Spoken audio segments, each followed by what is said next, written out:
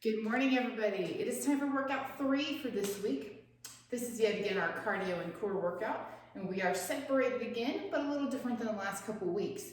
We have a long list of exercises that we're going to hit twice through for 60 seconds each. These are mostly cardio exercises, upper body and lower body. A couple of them will give you a little bit more of an opportunity to catch your breath, while others are going to kick your heart rate up pretty high. At the end of each round of these, so you're going to do this twice, you're also going to hit a 3 to 5 minutes of any steady state cardio. If you can get outside, a walk, a jog, a quick sprint on a bicycle is great. If you can't get outside, anything that we have done before that you can do inside is fine. Speed skaters, mix in some upper body, some punches. You're just trying to stay moving with your heart rate elevated for that 3 to 5 minutes. And then we'll hit core at the end. So our exercises today, the first one is a walk out to a tiger step on each side. So it is our basic toe touch. Walk on out. Remember, on the tiger step, you're going to lift your hand when you come through and drop those hips down a bit. Then back to plank, so your hips come back down. Tiger, plank, walk back. So 60 seconds. Next exercise is our orange band step lunge with a diagonal sword pull. So remember, on our sword pull, we're only moving one side at a time. You're gonna roll it up so you're about shoulder width on your band. You can go a little tighter if you want more, but shoulder width will work pretty good. Take your left hand and put it on your hip. Your right leg is gonna step forward for a lunge. When you get down there, we're gonna pull that sword out of your pocket, so elbow is nice and straight, pulling across the body. Step back, same side, so all 30 seconds. Lunge, sword, and back. Lunge, sword, and back. At the 30, all you have to do is switch hips. Opposite leg, lunge, sword, and back. 60 seconds total, 30 each side. Then we're gonna hit our jumping jack to our jab cross. We did this one a couple weeks ago. It's one jumping jack. Then we're gonna step forward, jab, cross, back together, jumping jack, switching feet, jab, cross. Technically speaking, when you're boxing, the foot that is in front, that side is your jab.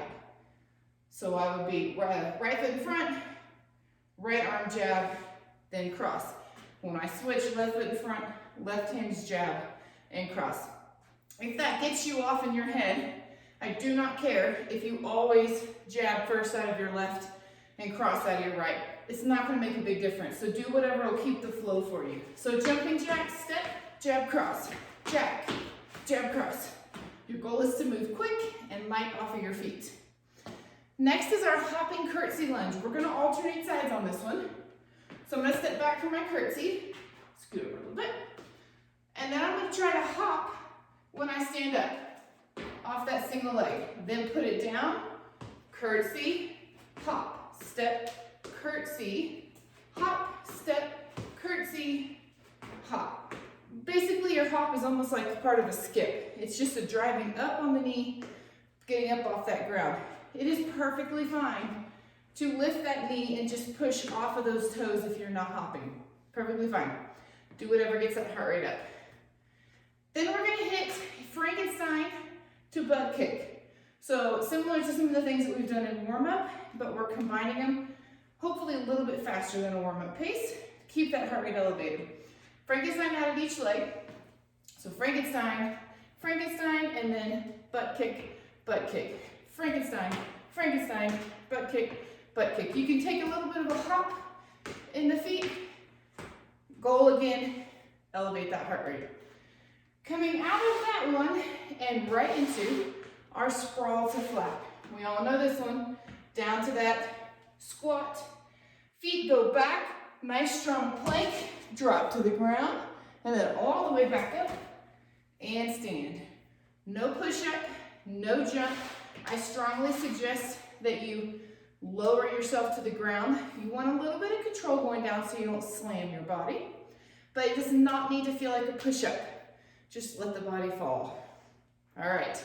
Then you're gonna head outside for that 3 to 5 minutes of cardio unless you have to stay inside. Again, outside is preferred, mostly because the first 6 exercises, so the long list before, is going to be 6 minutes of straight hopping kind of movements. So if you can get outside and do something different, it will benefit you. As soon as you finish your 3 to 5 minutes, you are back at the top, one more round through. Then you can take a quick little break, like maybe a minute at most, just to get yourself set up on the floor. Then we come to our core exercises. So the time on the clock for each exercise is 20 seconds. So if you want to decide how many rounds from the beginning and set a timer, 20, 40, and on the minute you're going to be switching. At a minimum, I want you to hit 4 rounds. 4 rounds on each exercise. If you have more time or you're looking for a little bit more core challenge today, then up that a little bit. So all exercises on the ground. Number 1, there are basic bicycles. No pause on these in either the crunch or the extension, but I want you to do as big of a range of motion as you can, as quickly as you can. So, nice big reach, leg is low to the ground, stretching as far away as you can, rotating as far as you can. You do not need to stop at any portion of this. Just make sure that you are focusing on fully extending the legs every time. Bicycles are going to sit up into a Russian twist. This combo is going to be pretty challenging, mostly because we were just working our hip flexor region and our obliques on that rotation on the bicycle, and now we're going to kind of do it again on the Russian twist. So lean it back about halfway, and we are twisting either hands behind the head, arms in front. You can tap the ground. Does not matter. Do not let the legs move. They are stationary. Your torso has got to do your movement. Then we're going to go right into our alternating crab lifts. No dumbbell. We're just going for speed. So we haven't alternated our crab lifts in a while. We've been doing single side. So it's going to force you to really engage the core and stay centered when you switch sides. So up and across, pushing that ground away. Then we go into our tiger steps. On those tiger steps, remember you're trying to pick up your hand before your foot hits. That is your ultimate goal on those. Pick up that hand. Also remember to find some kind of plank position between them. What happens as we get tired is we end up here, and then we just kind of step that foot through. So drop those hips down each time. And then you're going to finish with our good old basic sit-up. I would prefer your hands as far back as you can, but I want you to be able to get up. So start with those hands back nice and far, trying to keep them back with the chest if possible. And then if you cannot get up, if you get stuck, let them come forward a little bit, but bring them back each time. Try not to end up at the top with your arms in front. Force yourself to kind of bring them back so you're sitting up nice and tall between each one. All right, guys, 4 to 6 rounds on that. Let me know if you have any questions. Have a fantastic week.